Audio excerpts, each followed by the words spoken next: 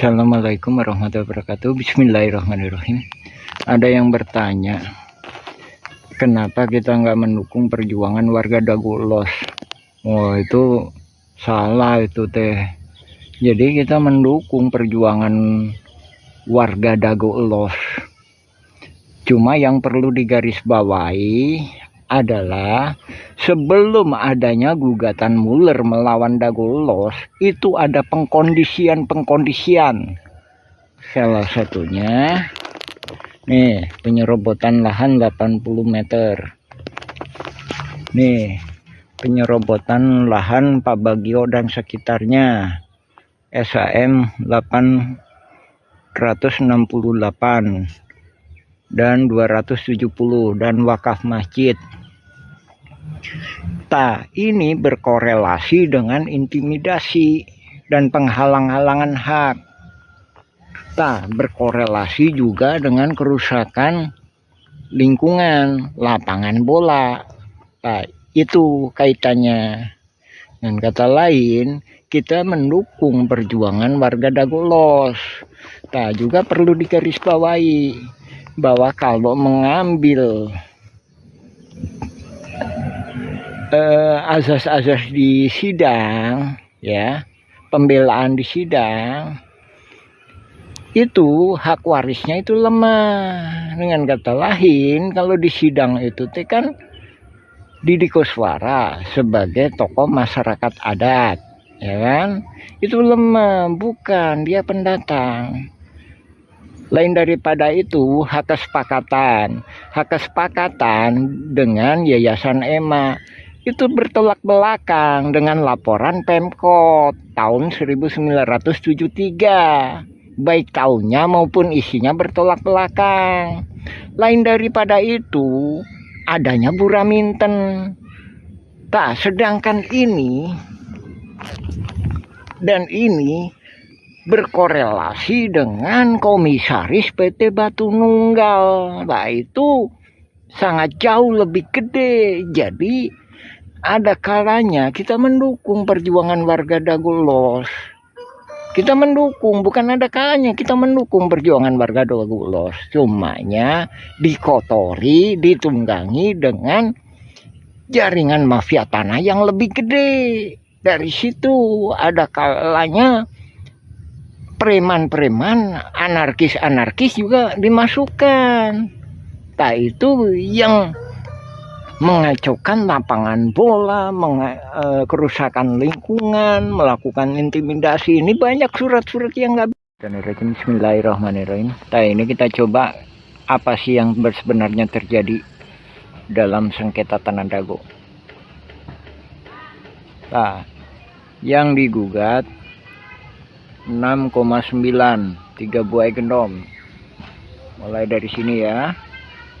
Ini di selatan, tengah, ini utara. Itu yang digugat. Sementara subjek yang digugat itu ada di sini. Sementara yang di tengah itu udah dikondisikan, dimanipulasi. Jadi kampung Cirapuan dirubah jadi Dago Ulos. Ya lebih kurang sekitar 2 hektar. Sedangkan di sini itu subjeknya nggak digugat, namun objeknya digugat. Manipulasi ini dengan tujuan kamuflase biar nggak tampak ini kolusi saling gugat. Yang tampak adalah gugatan murni. Beda gugatan murni dengan kolusi mafia tanah saling gugat itu apa? Kalau gugatan murni, penggugat memperjuangkan hak, tergugat pun memperjuangkan hak. Tapi kalau kolusi, penggugat nggak yakin bahwa itu haknya, sementara tergugat pun nggak yakin itu haknya, sehingga penggugat dan tergugat itu berkolusi untuk saling kerjasama. Kerjasamanya ini tadi yang digelapkan. Terus korelasinya lagi, lainnya lagi, buktinya lagi apa? Ada BBB 15.000 meter. Itu yang digelapkan.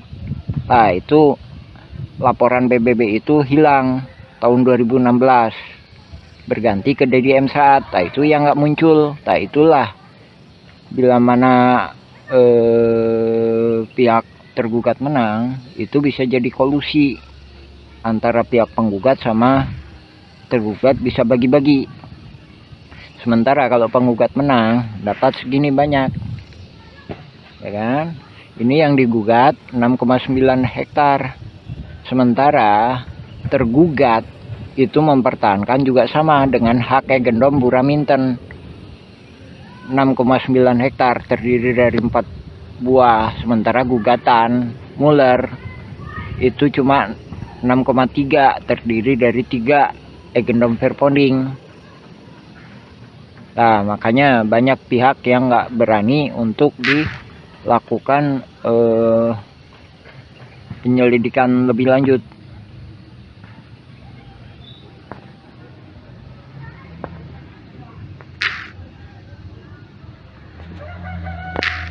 Dan biasanya ini adalah nama pengadu yang akan dimunculkan. Ini kawan-kawan juga mungkin baru lihat kali ya. Oke, kita lihat ini apa hasil kerja tim ATR BPN beserta dengan Setkom.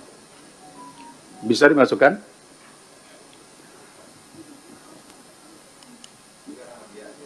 Ya, pakai nama siapa saja dulu, yang penting masuk. Ini nama pengadunya, Pak. Nama pengadunya. Oke. Ini satu contoh ya, Muhammad Basuki Yaman, pengaduan warga kampung Cirapuan, telah menempati wilayah tersebut selama hampir 200 tahun. Bener nih. Oh, pada masa kolonial. Nama kampung Cirapuhan diubah menjadi Dago Elos. Oh, di Bandung nih. Dago Elos. Untuk mengubah riwayat sejarah tanah. Sejak 40 tahun terakhir, mafia tanah dengan intimidasi dan manipulasi dokumen mulai mengklaim warga. 3 oknum atas nama masyarakat adat setempat menguatkan klaim palsu atas tanah tersebut. 4 hak warga atas tanah dipersulit, termasuk pemeriksaan ulang terhadap sertifikat resmi yang dimiliki warga. Beberapa pihak telah menerima rekomendasi hak atas tanah yang tidak sesuai dengan bukti kepemilikan yang sah. Status proses. Oke, tindak lanjutnya apa? Proses kasasi di Mahkamah Agung dengan menunggu putusan pengadilan yang berkekuatan hukum tetap. Lalu, apa upaya yang dilakukan kanwilnya dan kantahnya? Ada?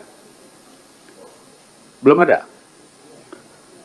Nah, begini, kalau ini tidak ada, ini baru laporan namanya. Follow up-nya, ini yang kami inginkan, apa yang dilakukan oleh BPN setempat. Apakah kanwil? Kalau ini kan saya tahu, kanwil Jawa Barat. Kantahnya berarti kantor tanah Kota Bandung. Itu mesti ada tulisannya itu, harus ada pelaporannya. Ya, jadi jangan sampai nanti dashboard ini hanya sekedar tindak lanjut saat ini sudah berada di, katakanlah, kepolisian atau di pengadilan. Kita ingin tahu apa yang dilakukan. Jadi mohon izin Pak Menteri, saya pikir ini perlu ya, proses kasasi di Mahkamah Agung menunggu keputusan hukum yang tetap. Misalnya, Kanwil sudah melakukan ini, Kantas sudah melakukan ini, peraturan Menteri sudah keluar ini, PP sudah seperti ini, gitu. Itu hampir sama seperti kasus pagar laut, seperti apa. Karena yang diinginkan oleh masyarakat adalah follow up-nya apa. Ya, tolong nanti Ibu Staf Sus beserta tim, kami mohon ini dibuatkan data tindak lanjutnya. Saya pikir seperti itu Pak Ketua. Cukup?